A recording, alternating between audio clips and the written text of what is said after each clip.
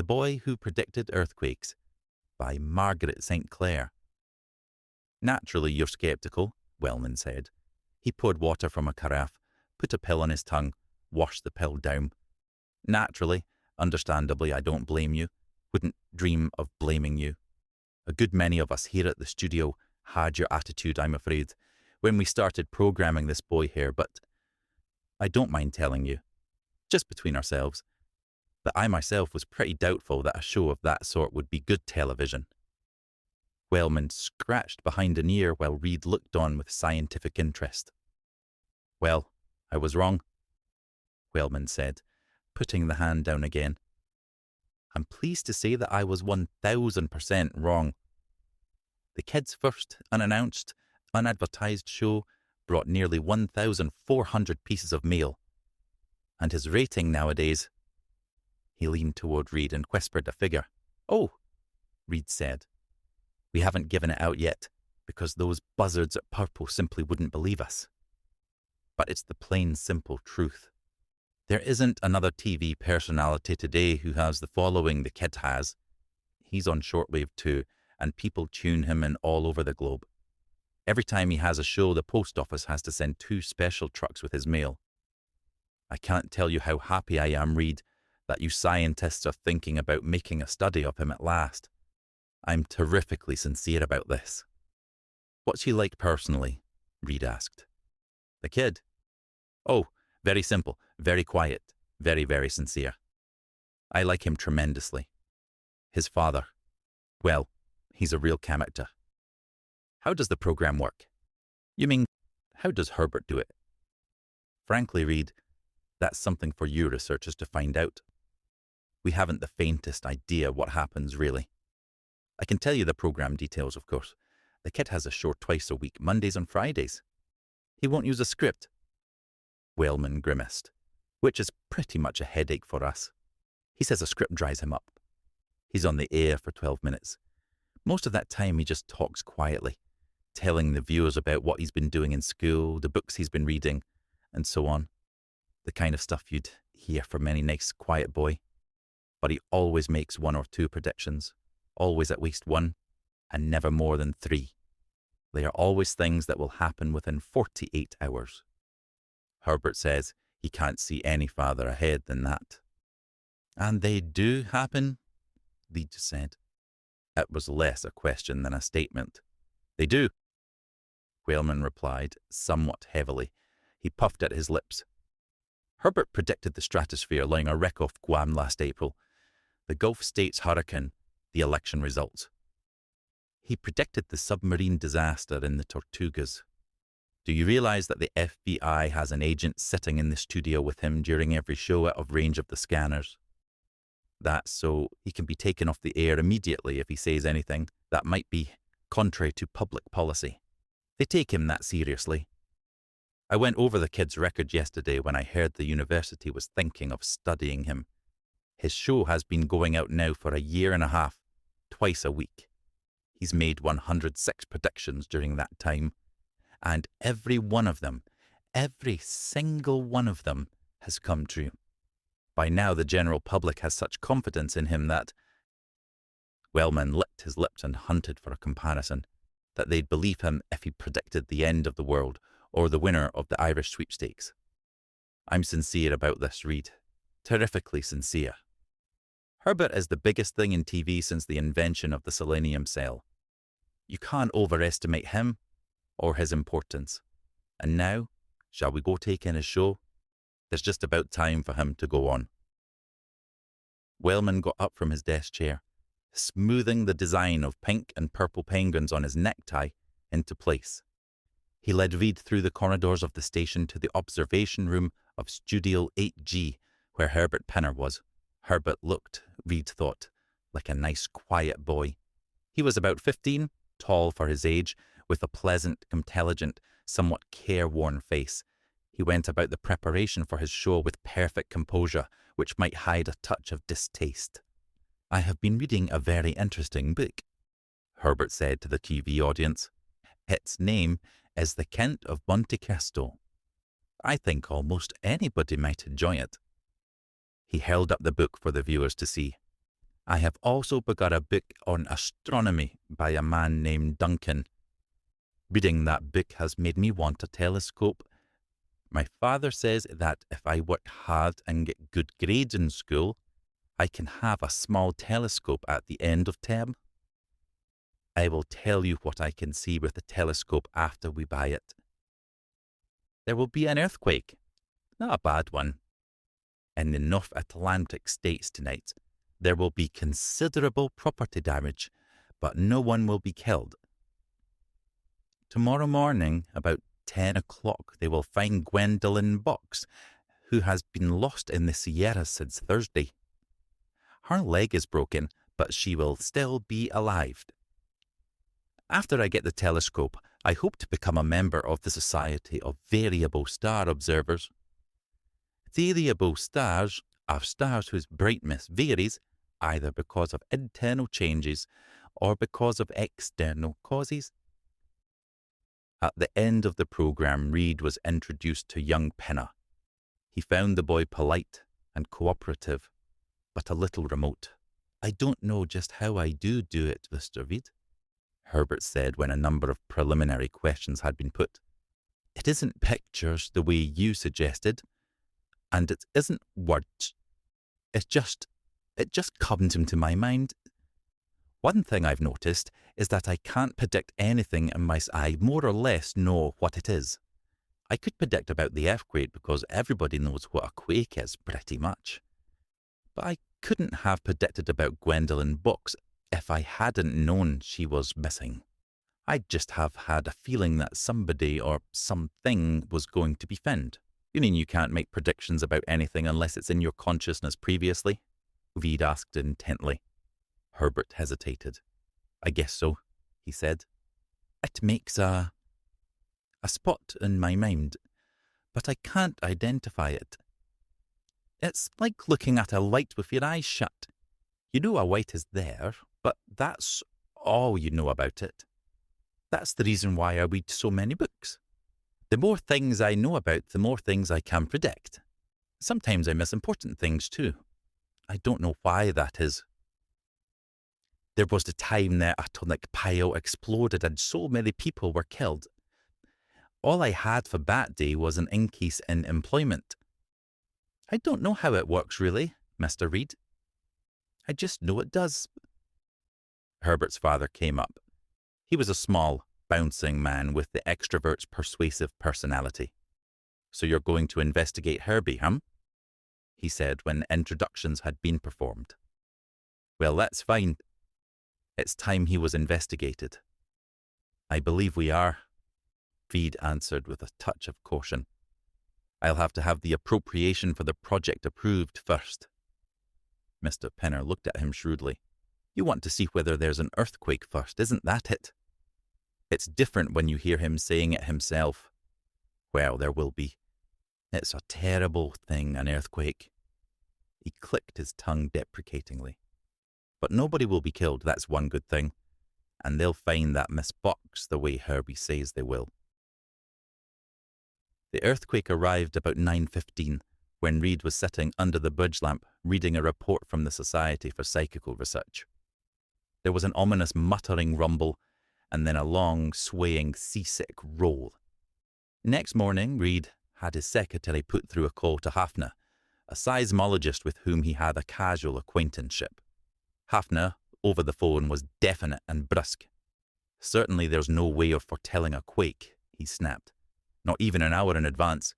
If there were, we'd issue warnings and get people out in time. There'd never be any loss of life.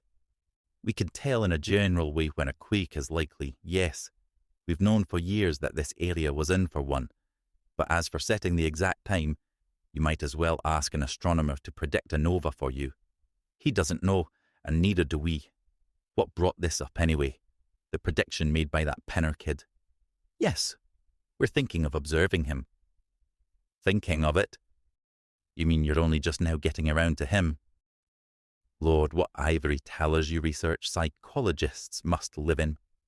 You think he's genuine? The answer is an unqualified yes. Reed hung up. When he went out to lunch, he saw by the headlines that Miss Box had been found as Herbert had predicted on his radio program. Still he hesitated. It was not until Thursday that he realized that he was hesitating, not because he was afraid of wasting the university's money on a fake, but because he was all too sure that Herbert Penner was genuine. He didn't, at bottom, want to start this study. He was afraid. The realization shocked him.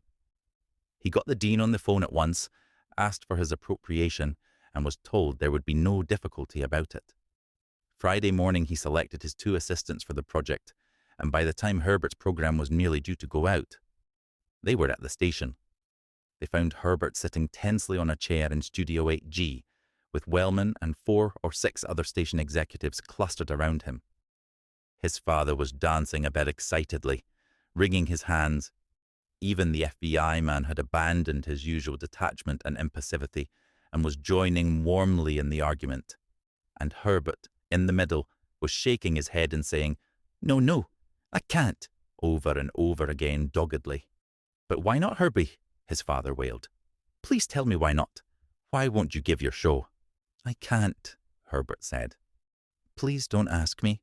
I just can't." Reed noticed how white the boy was around the mouth. "But Herbie, you can have anything you want, anything, if you only will. That telescope, I'll buy it for you tomorrow. I'll buy it tonight." "I don't want a telescope," young Penner said warmly. "I don't want to look through it." "I'll get you a pony, a motorboat, a swimming pool. Happy? I'll get you anything." "No," Herbert said. Mr. Penner looked around him desperately. His eyes fell on Reed, standing in the corner, and he hurried over to him. "See what you could do with him, Mr. Reed," he panted. Reed chewed his lower lip. In a sense, it was his business. He pushed his way through the crowd to Herbert and put his hand on his shoulder. "What's this I hear about you not wanting to give your show today, Herbert?" he asked. Herbert looked up at him. The harassed expression in his eyes made Reed feel guilty and contrite. "I just can't," he said. "Don't you start asking me to, Mr. Reed." Once more Reed chewed his lip. Part of the technique of parapsychology lies in getting subjects to cooperate.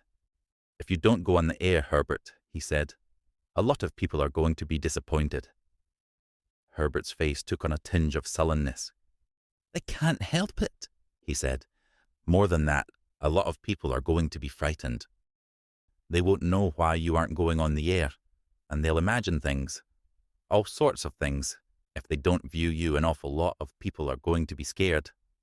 "Aye," Herbert said. He rubbed his cheek. "Maybe that's right," he answered slowly. "Only—" "You've got to go on with your show." Herbert capitulated suddenly. "All right," he said. "I'll try." Everyone in the studio sighed deeply. There was a general motion toward the door of the observation room. Voices were raised in a high-pitched, rather nervous chatter. The crisis was over. The worst would not occur. The first part of Herbert's show was much like the others had been. The boy's voice was a trifle unsteady, and his hands had a tendency to shake, but these abnormalities would have passed the average viewer unnoticed. When perhaps 5 minutes of the show had gone, Herbert put aside the books and drawings. He had been discussing mechanical drawing. He had been showing his audience, and began to speak with great seriousness. "I want to tell you about tomorrow," he said. "Tomorrow?" He stopped and swallowed. "Tomorrow is going to be different from what anything in the past has been. Tomorrow is going to be the start of a new and better world for all of us."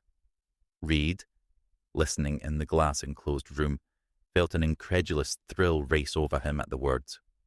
He glanced around at the faces of the others and saw that they were listening intently. Their faces streamed and rapt. Wellman's lower jaw dropped a little, and he absently fingered the unicorns on his tie. "In the past," young Penner said, "we've had a pretty bad time. We've had wars, so many wars, and famines and pestilences.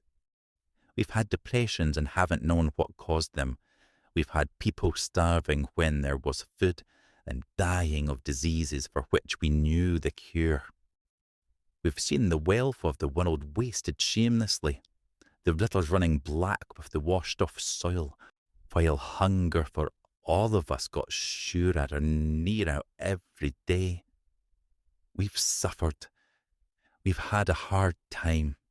Beginning tomorrow, his voice grew louder and more deep, all that is going to be changed. There won't be any more wars. We're going to live side by side like brothers.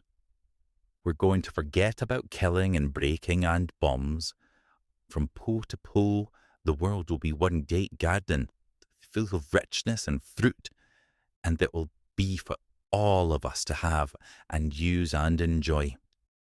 People will live a long time and live happily, and when they die, it will be from old age. Nobody will be afraid anymore. For the first time since human beings lived on Earth, we're going to live the way human beings should. The cities will be full of the richness of culture, full of art and music and books. And every race on the Earth will contribute to that culture, each in its degree. We're going to be wiser and happier and richer than any people have ever been.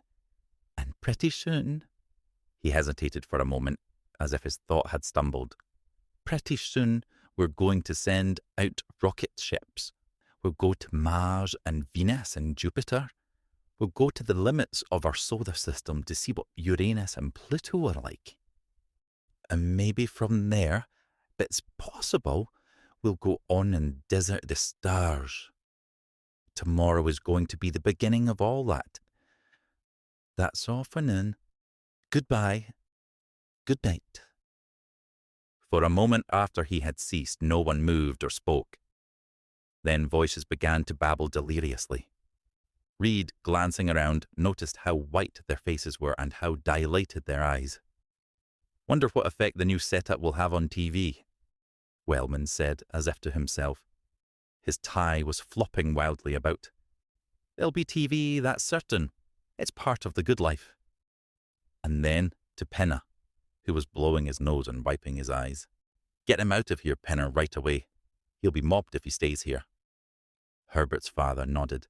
He dashed into the studio after Herbert, who was already surrounded, and came back with him. With Reed running interference, they fought their way through the corridor and down to the street level at the station's back. Reed got into the car uninvited and sat down opposite Herbert on one of the folding seats. The boy looked quite exhausted, but his lips wore a faint smile. You'd better have the chauffeur take you to some quiet hotel, Reed said to the senior Penna. You'd be besieged if you went to your usual place. Penna nodded. Hotel Triller, he said to the driver of the car. Go slow, cabby. We want to think. He slipped his arm around his son and hugged him. His eyes were shining. I'm proud of you, Herbie, he declared solemnly. As proud as can be. What you said. Those were wonderful, wonderful things. The driver had made no move to start the car. Now he turned round and spoke. It's young Mr. Penner, isn't it? I was watching you just now. Could I shake your hand? After a moment, Herbert leaned forward and extended it. The chauffeur accepted it almost reverently. I just want to thank you. Just want to thank you. Oh, hell. Excuse me, Mr. Herbert, but what you said meant a lot to me. I was in the last war. The car slid away from the curb. As it moved downtown, Reed saw that Penner's injunction to the driver to go slow had been unnecessary. People were thronging the streets already. The sidewalks were choked. People began to spill over onto the pavements. The car slowed to a walk, to a crawl, and still they poured out. Reed snapped the blinds down for fear Herbert should be recognized. Newsboys were screaming on the corners in raucous hysteria. As the car came to a halt, Penner opened the door and slipped out.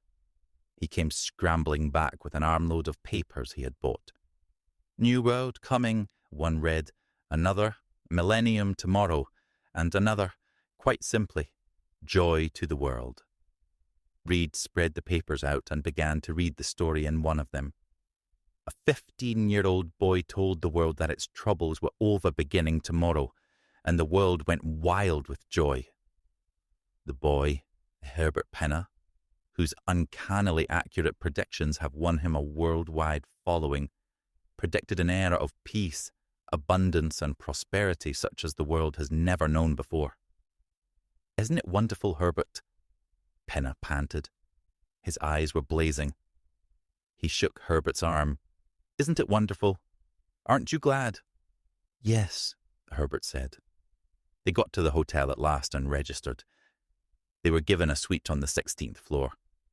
Even at this height, they could faintly hear the excitement of the crowd below.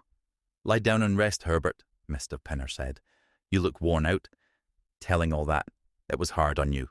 He bounced around the room for a moment and then turned to Herbert apologetically.